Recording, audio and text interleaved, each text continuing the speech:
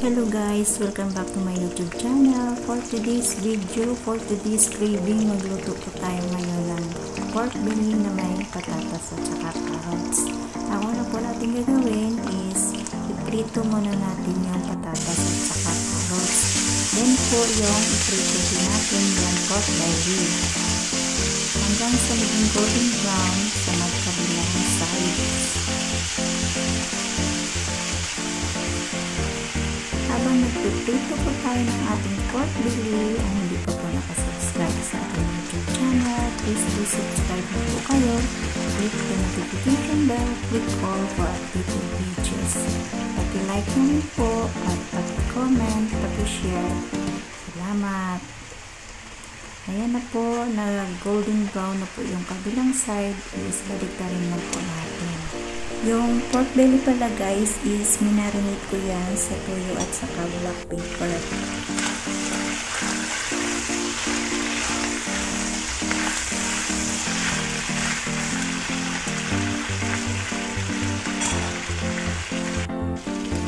At pag mag-golden brown na po ang lahat, dito na rin po tayo mag-isa ng bawang at saka sibuyas.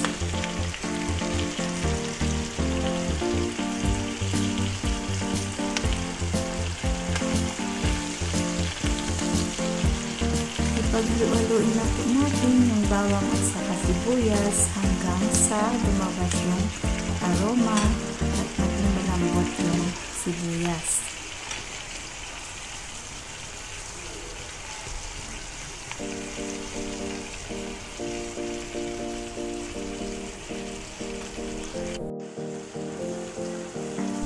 Pag malambot na po ang ating sibuyas, is pwede na po natin haluin sa ating pork belly para kumapit yung kanyang lasa.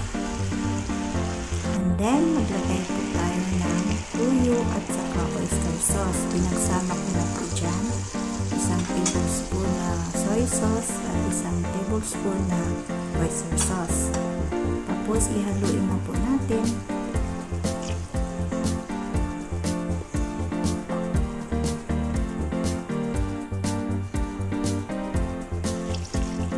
Then, maglagay na po tayo ng tubig para maging malambot yung ating pork belly.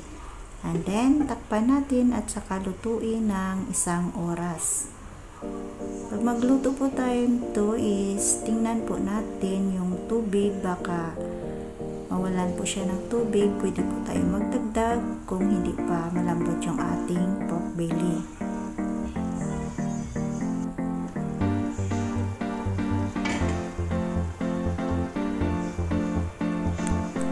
Check na po natin yung ating pork belly if malambot na siya. Ayan, parang malambot na.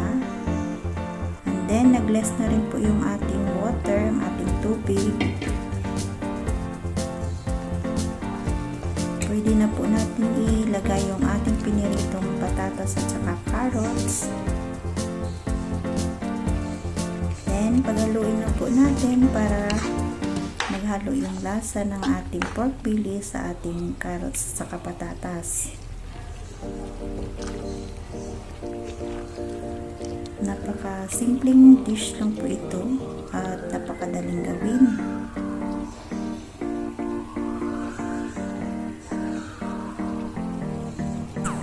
Ayan guys, luto na po yan. Pwede na po yan. Pero depende po sa atin kung gusto natin yung masabaw or kaunti lang yung sarsa.